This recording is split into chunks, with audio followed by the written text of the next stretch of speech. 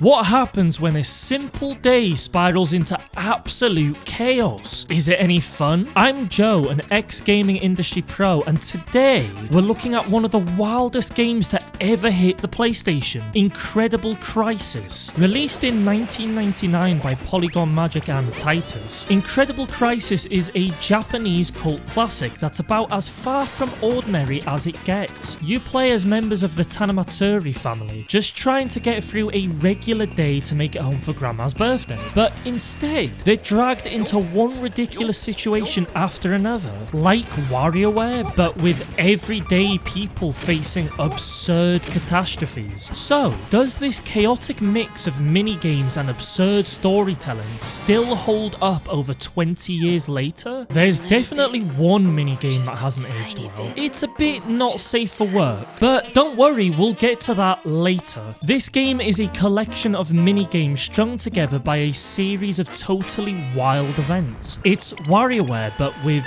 regular everyday people. Each minigame has you doing something completely unexpected. From rhythm games to reflex challenges, you never know what's coming next. The story is simple. Each family member has to get through their day and make it home in time for Grandma's birthday celebration. But their normal day quickly spirals into absurdity. There's the dad, whose day involves being chased by a globe that hates him, a love affair, and defending aliens from the military. His wife, daughter, and son all get caught up in equally bizarre predicaments. It's like a regular day, if regular days included Teddy Zilla, a golden pig AI, and extraterrestrial chaos. When I first booted up Incredible Crisis, I was greeted with an absolutely chaotic glimpse at what was to come. Right from the first minigame, the game throws you into complete chaos with no breaks. 1 second you're just dancing in an office, and the next you're running for your life from a globe like it's Indiana Jones. I initially wasn't sold, but as things progressed, the game grew on me more and more. The game's charm is in the variety and randomness of its minigames. Incredible Crisis keeps you on your toes with minigames that range from basic rhythm sequences to bizarre challenges like weighing groceries perfectly to steal a golden pig. I didn't make that up. As I said before, the game constantly switches things up to keep you on your toes. Now, some of these minigames are fun and addictive, while others are incredibly frustrating. Button mashing games, for example, can really leave your wrists feeling terrible. And we all know it's not a matter of skill. That's right, Mario Party 5. It's not skill. Aside from the button mashing, there are games that leave you genuinely bewildered. Like, there's one where medics are asking you yes or no questions to check if you're alive, but the questions are absurd, but somehow this bewilderment feels intentional, and it feels good. How am I meant to know that? One of the most creative games is the one where the son has to avoid getting eaten by a spider. The way it's played is that there's a bar that fills and disappears at a random point, and you have to hit the button when the bar is in a certain segment. It's nothing to do with a child getting eaten by a spider. I assure you that's absolutely wild. And talking about wild, I mentioned earlier that one of the minigames is a relic of a different time. You have to give a massage to a lady in a Ferris wheel. Now, you don't see this massage, you just hear the sounds, which I will not be playing because I don't want Mr. YouTube to destroy me for this.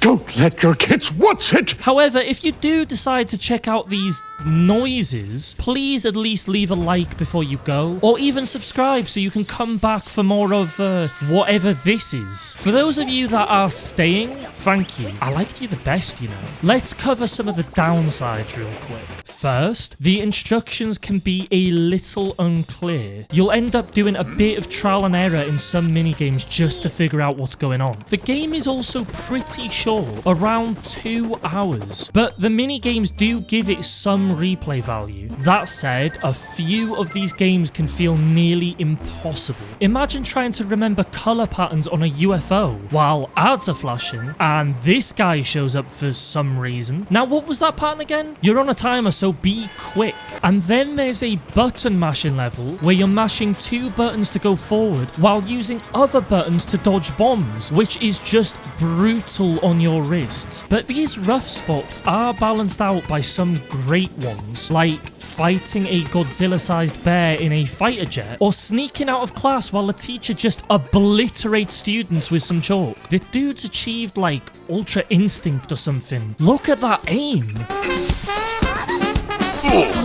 There's something oddly charming about all of this chaos that keeps you hooked. And speaking of charming, visually, Incredible Crisis is pretty basic, even by PS1 standards. The character models are blocky and the environments are simplistic, but they're bursting with personality.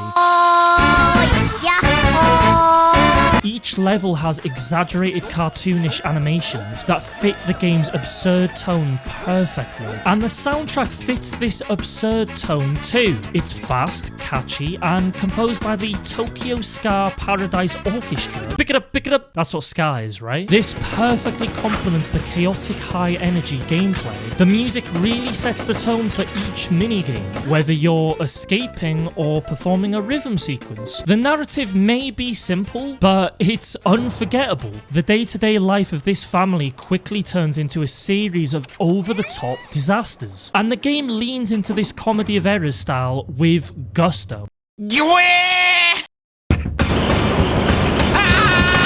And if you're a fan of pop culture, you'll appreciate the nods throughout. The minigames pull inspiration from Indiana Jones, E.T., Godzilla, and more, making it clear that the developers had a lot of fun with the game's themes. So, is Incredible Crisis worth playing in 2024? I wouldn't say absolutely, but I'd say yeah, especially if you're into quirky, chaotic experiences. The minigames are hit or miss, but when they hit, they're a blast. The characters, story, and the high-energy soundtrack make it feel like a unique, one-of-a-kind experience. That said, this game's not for everyone. The clunky controls and uneven difficulty can be a challenge, and with WarioWare on the market, modern audiences have a much more polished minigame collection experience. But for those who love over-the-top games with personality, Incredible Crisis is a niche classic worth checking